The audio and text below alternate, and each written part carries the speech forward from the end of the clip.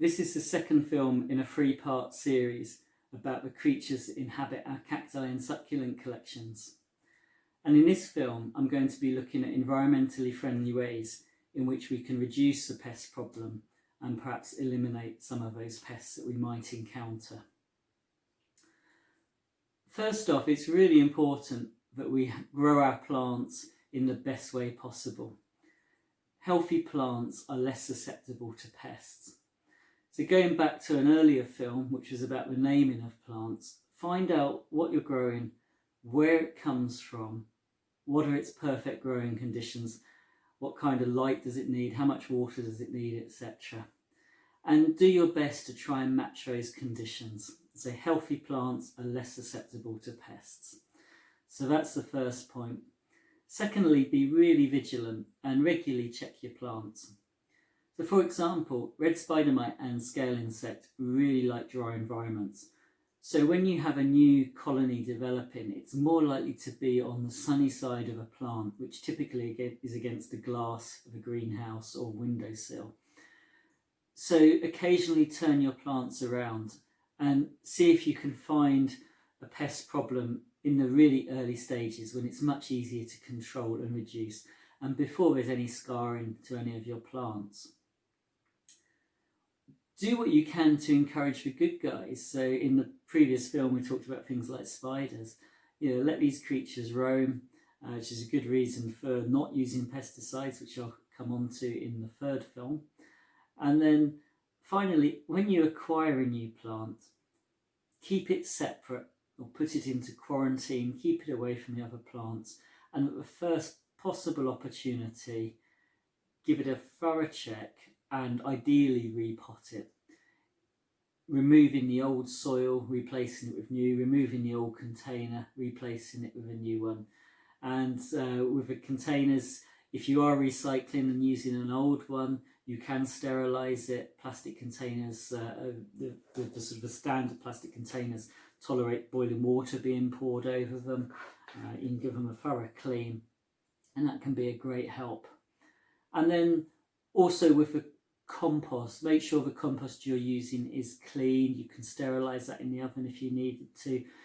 If you're taking bags of compost and using that as part of your mix, it's best to not keep that stored in the garden environment in open bags, because what you may find is that slugs and snails and earthworms and other creatures crawl into it, and you may unwittingly be introducing some of those creatures directly into your pots.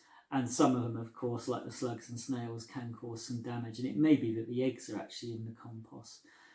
So some good hygiene when it comes to storing compost is really helpful. Now I'm going to come on to some methods of prevention and control. You can prevent some pests by having physical barriers. So most of my plants I top dress with grit. Now that's partly because it makes the plants look nice, it aids drainage, it takes the water away from the crown of the plant, preventing rot. But it also acts as a physical barrier to things like mealybug and scarab fly going down into that compost to lay their eggs. I also use a layer of grit in the bottom of the pot, and that works exactly in the same way with creatures like vine weevil. It makes it physically difficult for them to climb up through the pot and lay their eggs in the compost. So physical barriers like that can help.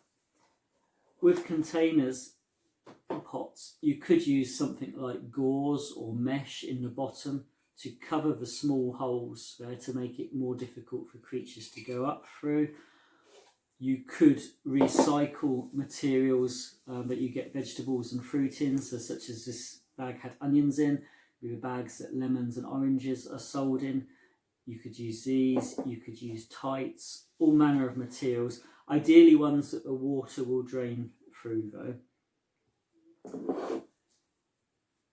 Some creatures such as slugs and snails don't like going over rough surfaces, and undoubtedly you'd have heard that if you're growing seedlings, vegetables for example in the garden, you could use crushed eggshells as a means of stopping them from crossing the surface to your precious plants.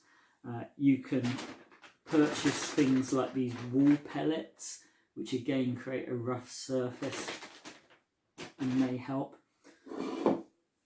You can also use copper tape, and I think this is more effective against snails, and it can be wrapped around pots and they don't like to cross it. If you're using the barrier type method, what you need to be careful of is that your plant is isolated, and if you have many plants close together, they may find ways of bridging the gaps and finding other ways onto your plants. If you have snails and slugs in your collection, so this is really outdoors or in a greenhouse, you may like to use the old-fashioned beer traps. So I wouldn't use a nice lager like this, but you can buy very cheap beers and bitters, lagers from supermarkets, and I would simply pour that into a shallow tray and leave that at ground level or scattered around my collection in the greenhouse, and the snails and slugs particularly are drawn to it and they'll drink it and drown. You can buy commercial slug traps, which are just plastic containers, but they have roofs over them. The idea of a roof is simply to stop water diluting the beer. So if you're watering your plants or if it's outside, it stops the rainwater from diluting your beer. When it comes to scarab fly and their maggots potentially damaging your seedlings, if you were to grow some carnivorous plants around your seedlings, that will reduce the problem. These are great at trapping the tiny flies and thereby preventing the problem. It's also possible to buy natural predators as well. So for example, for red spider mite, you can buy containers or sachets that contain a very tiny predator, which is impossible to see with the naked eye. So we have to put our trust in the people that are actually selling these. We buy these and then put them into our collections, and the predators will gradually hatch out, and over a period of weeks will emerge and look for a red spider mite upon which they feed. The same can be done with mealybug as well, and the mealybug predator that you would buy is visible. It actually looks like a giant mealybug itself, and it's actually a ladybird larvae, and it's very voracious, and it will hunt out the mealybug and eat them.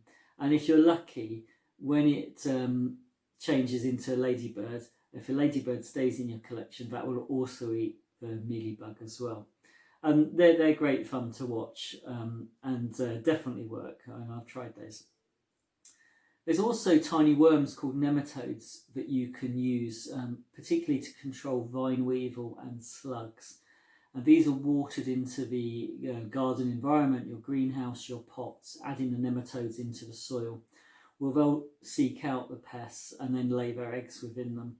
And you're encouraging them to breed in your own environment, and then hopefully you'll end up with a number of generations of these that might help reduce the potential pest problem. I've used all these methods and I do believe that they work. With the vine weevil control, I've used the nematodes for 5 years now, and they are prevalent in my local area. They're in the local hedgerows, and I haven't seen any adults in walking around my collection at all, and I've only ever come across one succulent plant with grubs in, and that was right next to one of these hedgerows that they're frequenting. So I feel that's successful. All of these predators are from other parts of the world, so they're not native to the UK where I'm based. And as such, you do need to follow the instructions carefully, because they are most effective when the temperature is just so.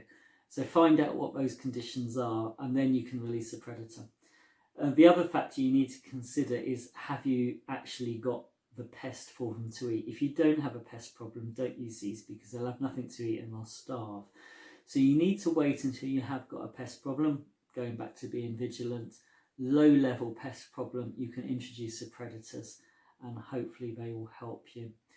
Probably more appropriate in greenhouses, garden environments, maybe less so in a house if you've got less plants, but still worth considering. I mean, if you've got a severe mealybug infestation on one large plant, then maybe the mealybug predator would be the right approach to use. Certainly worth trying. Another method that I've recently started experimenting with for root mealybug is a hot water treatment. And supposedly, if you can dunk your plant roots and soil into a temperature of 49 degrees C, that will kill the root mealybug. The challenge is how to do that. If you have a large pot plant, is how can you be sure that the temperature is getting up to 49 degrees C in the centre? Well, of course, you can use a thermometer, but it is quite challenging to do that. I think the best way would be to remove all the soil first and then do the hot water treatment. It's something I'm going to experiment more with. When it comes to the actual pests on a plant, you can remove them by hand, of course. With scale insect, if they're young, you might be able to remove them and not scar the plant. And with mealybug, you could use alcohol, and I would use either methylated spirits or 70% rubbing alcohol. And I'd use cotton swab. These are environmentally friendly ones, and so there's no plastic in these. And basically dip them in, rub them onto the mealybug, and it should kill them. Should also kill the eggs as well. But you can use the cotton bud as a means of pulling the pest away from your plant, gathering up all the eggs, and it makes your plant look cleaner as well. So that can be very effective. If you're unlucky enough to have bigger pests such as mice coming into your greenhouse or collection, you can use these little live traps, which are a bit of experimentation with different types of bait. I found that jam worked quite well. Is you can set these, and hopefully you can catch your mice, and then re-release them somewhere else. Then finally, I would say if you've tried growing certain types of plants and you're not winning, if you keep getting the same pests time and time again and you're really struggling to keep them under control, perhaps question whether you should be growing that particular plant. It might be that there's other plants that are better suited to your environment. Because that fundamentally it goes back to, it's undoubtedly not your fault you've got pests, it's just the conditions are just so perfect for it, and maybe the plant hasn't got the right conditions. So look out for which plants actually grow best in your environment, and then that will help reduce the pest problem.